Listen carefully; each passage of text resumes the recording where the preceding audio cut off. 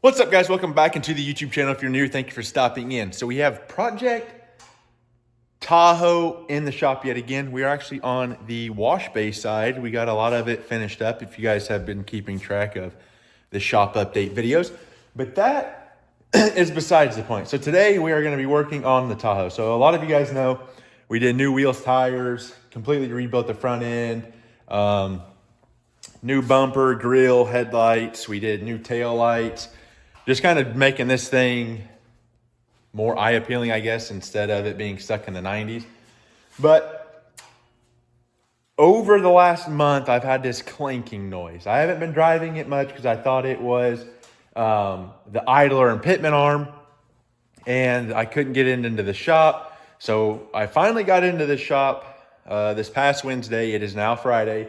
Come to find out, I think it was the pitman arm. It had some play in it. He went ahead and replaced it. But come to find out, the cross member or the torsion bar cross member bushing and bracket piece is broke. So that clanking noise, which I'll insert a video,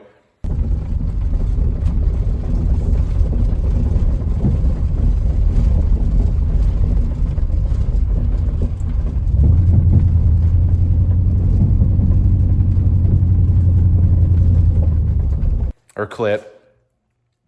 The clanking noise is actually that bar going up and down, which I have. I'll show you another video of it vibrating up and down and the noise, and then also me driving it and the noise.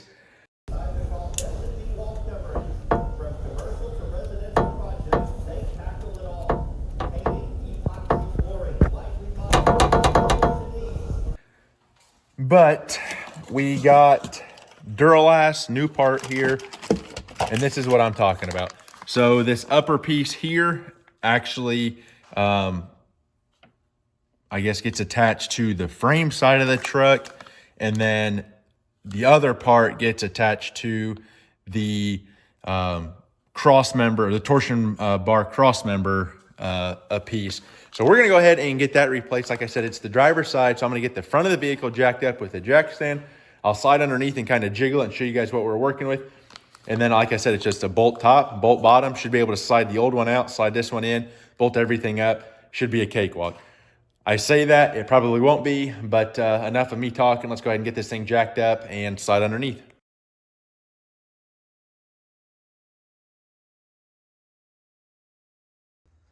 All right, guys, so we're under the vehicle. I'm going to do my best, but this is what you're hearing.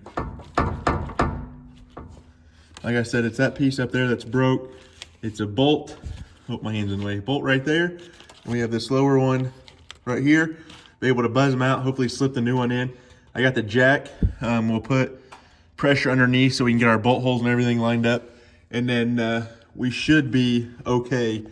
I'll probably inspect the passenger side over there just to make sure that it's still good and intact. And then I'll just keep, I ordered two. I'll keep it as a backup because I'm assuming they're universal. I don't think there's a right and left, but I'll double check. But yeah, that's what I've been hearing. And basically, with that being broke like that, it's acting like the front shock is taking all the abuse because that piece is broke, which most of the time your torsion bar obviously takes a lot of the beating and stuff like that. Well, with it being broke, like I said, the shock is basically trying to absorb all that. And that's why every time you hit a bump, you hear that kadoom, kadoom, kadoom, kadoom. So we should get that, or should. Once we get that fixed, we should have a lot smoother ride. So the front shock's not trying to do all the work. So I'm gonna go ahead and figure out what size those are, hopefully get them broke free. And then, like I said, slip the old one out, slip the new one in. I'll take the jack and jack it up if we need to kind of finesse it here and there, and we should be good. Okay, so you can get to the top bolt right here. It is a 21, so I'm gonna probably put my wrench on the inside of the frame so when I start spinning it, the frame will hold it in place, and then use my ratchet and socket out here. I don't think I can get in there with my impact gun just because of the rocker panel. So I'm gonna go ahead, like I said, put my wrench on the inside, ratchet and stuff on the outside, and get this thing broke free. And then the bottom bolt goes with the frame rail, but you can slide in underneath and get it. Alrighty, ladies and gentlemen, it is currently the next day. I had to go get some reinforcements. So the bolt was seized in the collar there. So I end up going and getting a cutoff disc. This is a 2.5 inch, 1/4 inch air grinder. Started cutting it, the bolt head. I was gonna try and break it off and then cut the other side. Well, I got my air hammer out and I was starting to kind of chisel, trying to break the head of the bolt off. And then, like I said, I was gonna cut back here, but it ended up vibrating kind of loose. And then I stuck my air hammer on this side, hopefully it'll focus, down here on this side of the bolt. And I kind of drove it out and it ended up popping out. So I think I vibrated enough out of that sleeve. So now we're just gonna reinstall everything.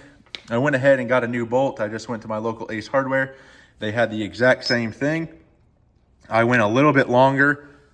I'm glad I did because it is the correct length there. So now we will go ahead and get this one reinstalled, and this thing should drive and ride much smoother now.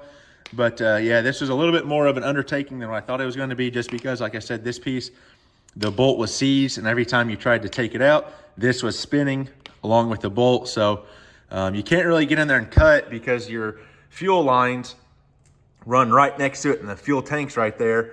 So if you got a cutting torch and was trying to cut that, you'd probably end up melting your fuel lines and blowing yourself up. So, but you can definitely see the